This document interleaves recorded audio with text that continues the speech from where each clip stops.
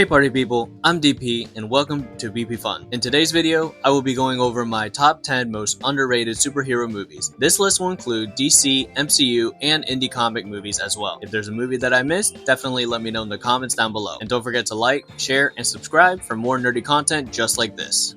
I ain't leaving here till you tell me where Victor is. Come on, bub, for old time's sake, huh? Did you just call me Blob? No, but...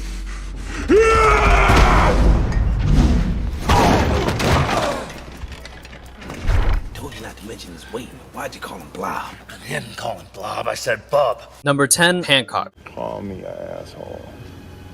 One more time.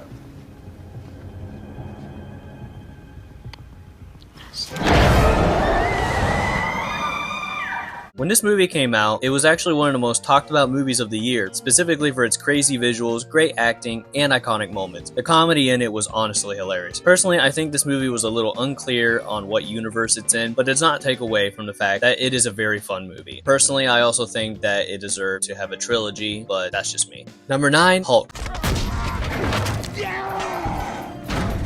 I personally really like this movie solely for the reason of how massive Hulk is in this movie. I think that this is one of the most underrated versions as we see Hulk do incredible things, pun intended of course, that I feel we don't really see in the more recent Marvel movies. I also love the beast personality of Hulk as he is more savage than the MCU Hulk right now. The music was amazing, the CGI was pretty good for its time, and I thought the fight scenes between the Hulk dogs and Hulk were truly captivating, especially for that time. I remember as a kid just being amazed by how crazy it looked. And another thing that I like about this movie is that it practically shows the Hulk being invincible, which I would say is pretty accurate as his strength is endless the angrier he gets. I just wish we would have had this Hulk in the MCU rather than the one that we have now. Yeah? You're making me angry. Oh, am I?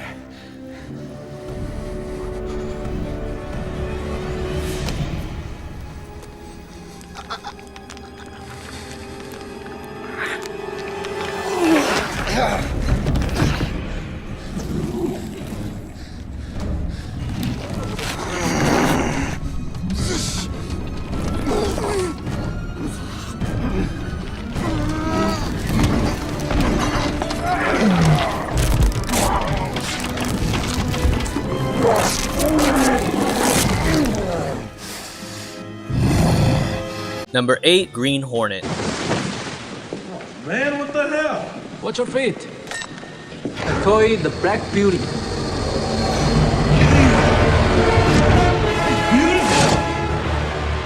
It's black! Wow! Not a lot of people know this, but the Green Hornet actually had a lot of collaborations with other superheroes within the DC universe, including Batman, Green Arrow, and Green Lantern. This movie was more on the comical side rather than having a serious tone, but that's honestly what made it entertaining. But it doesn't shy away from the fact that this is a very fun movie to watch alongside the music, which honestly keeps the entertaining vibes of this movie flowing. I definitely recommend watching this movie if you have not yet.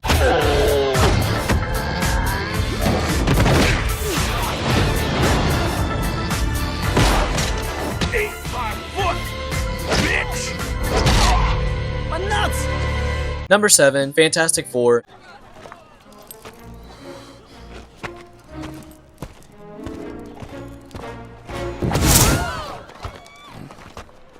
Did you just... While this movie has had a lot of controversy as to it being good or cheesy, I definitely think it's a mixture of both combined in a good way. The music was superb, the actors were casted perfectly, and say what you will about Ben, I actually thought he looked pretty good in his costume. Plus, I love Chris Evans as the Human Torch. I think that role suited him perfectly, and the fact that we were able to see the power of Dr. Doom as well is a very rare sight. This is gonna be fun.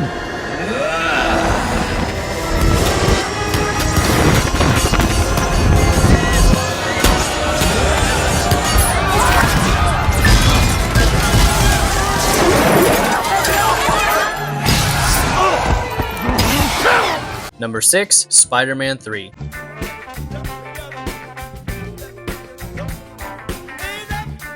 Now, I know exactly what you're going to say, that this is the worst of the trilogy, etc., but without this movie, we probably would not have had any introduction to the black suit Spider-Man or even Venom in any type of live action. You cannot tell me that that suit does not hit hard. Growing up, I thought that movie was one of the best, even though nothing beats the second movie. I would have honestly wanted some specific differences to have been changed, such as the new Goblin's armor, which they could have used that silver version of Green Goblin's armor, which would have honestly been amazing, or even have him be Hobgoblin like in the comics. And I think that Venom definitely could have looked a lot better, but overall, I think this movie was a very fun watch.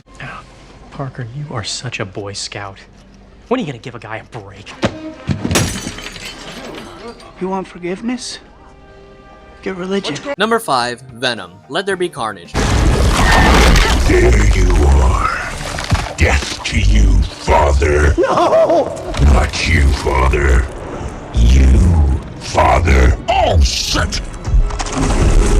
Whoa, where you going? Where you doing? This is much worse than I thought. There are a lot of people who did not like this movie for a lot of reasons. Although flawed, I definitely thought it was a fun movie. Let's be honest though, Carnage was the only reason most people watched the movie outside of the fact that it brought Venom to the MCU, including myself. But rewatching this movie later does make me happy about the fact that we finally have a live action version of Carnage that's not watered down for kids, and I can truly appreciate that. The drama in the movie was a little iffy at times, but outside of that, the movie is fun to watch, and the CGI is probably one of the most incredible ones we have seen Sony do in a very long time. Where will we go? I don't know. Anywhere that needs a lethal protector, I suppose. Oh!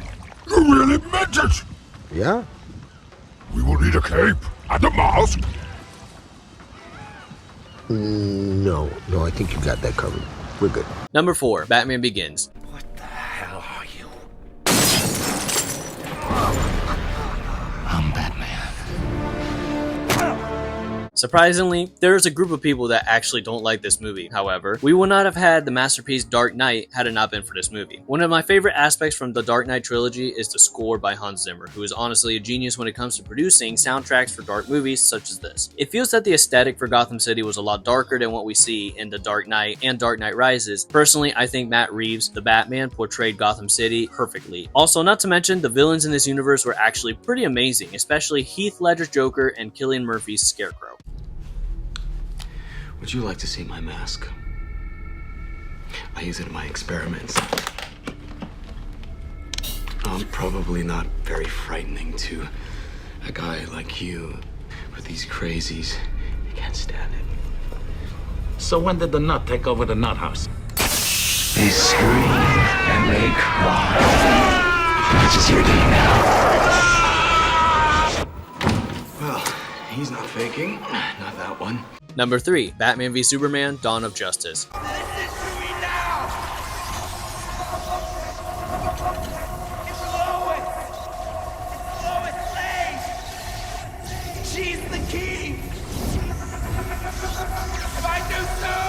Let's be honest, when we all first heard this movie was coming out, we were all excited for its release and loved it in theaters until we saw it again and again and again, and then started to notice the flaws. But we cannot deny that the talent of Hans Zimmer's soundtrack in this movie just set a perfect tone in this universe. Truthfully, if they had a younger Batman, this would have been a 10 out of 10. I know it wasn't perfect, but it definitely was a fun movie to watch.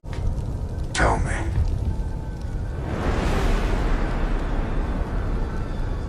Do you bleed?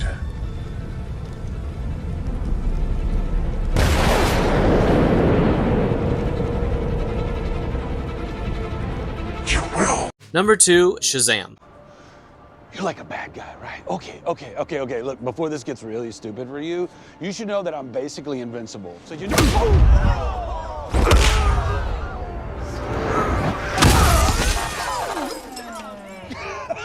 When this movie came out, I instantly fell in love with it, making it one of my all-time favorite DCEU movies. I wish that we could have seen more in this movie, and unfortunately the second movie didn't help. The movie was heartwarming, funny, and the soundtrack by Benjamin Wallfisch was just really fun to listen to. I definitely wish we would have seen Shazam vs. Black Adam, but unfortunately we will never see that ever. Surprisingly, the CGI was actually pretty decent for it being a lower budget film, and the acting was honestly pretty good as well. I think this movie had a lot of potential, and it's a shame that we didn't get to see any of that potential for the sequel.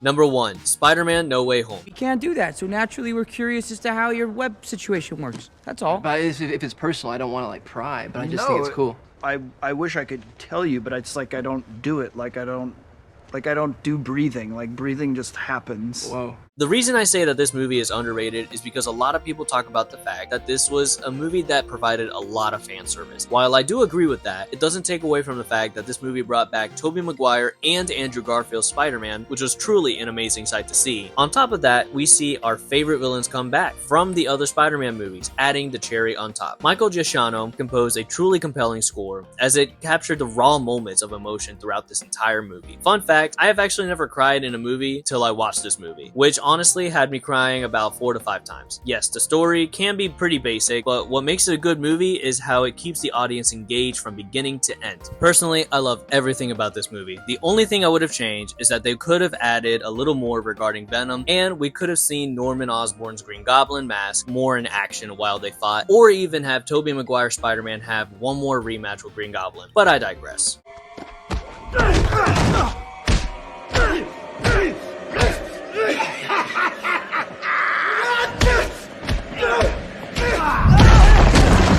Did you agree with these picks? Let me know in the comments below your top 10 most underrated superhero movies. I hope you enjoyed this video. Don't forget to like, share, and subscribe for more nerdy content just like this. This is DP signing off. See you in the next one.